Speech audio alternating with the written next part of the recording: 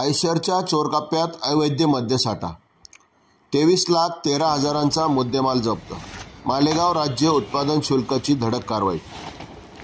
राज्य उत्पादन शुल्कच्या मालेगाव विभाग पथकाने देवळा नाशिक मार्गावर रामेश्वर शिवारात मोठी कारवाई केली। आयशरच्या चोरकप्प्यातून होणारी अवैध मद्य वाहतूक रोखण्यात आली। वाहनासह 23,13,080 रुपयांचा मुद्देमाल जप्त करत चालकाला अटक केली आहे।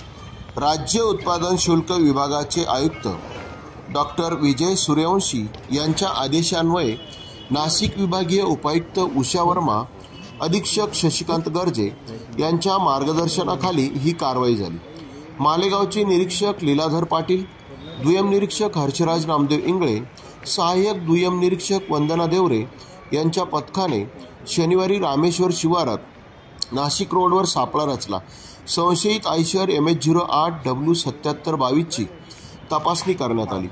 वरकरणी रिकामे भासणाऱ्या या वाहनाच्या ड्रायव्हर कॅबिनच्या मागच्या बाजूस व गाडीच्या ट्रॉलीच्या पुढच्या बाजूस एक चोर कप्पा मिळून आला। चोर कप्प्यास मागील बाजूने मध्ये जाण्यासाठी कोणताही मार्ग नव्हता, परंतु ड्रायव्हर कॅबिनच्या वर चढून ताडपत्री सोडून बघितले असता चोर कप्प्यात अगदी तंतोतंत प्रमाणात फक्त 201 बॉक्स बसतील अशी व्यवस्था करण्यात आली होती। त्यात मद्यसाठा मिळून आला। महाराष्ट्र राज्यात वाहतुकीस व विक्रीस प्रतिबंध असलेल्या मुद्देमाल अवैधरित्या विनापरवाना वाहतूक केल्याप्रकरणी वाहन चालक ओमप्रकाश हिरालाल यादव यास अटक करण्यात आली। तसेच गुन्ह्यातील मद्यसाठा घेणारा व पुरवठादार यांच्या विरोधात गुन्हा नोंद करण्यात आला। कांदानगरी न्यूज करिता आसिफ पठाण, लासल।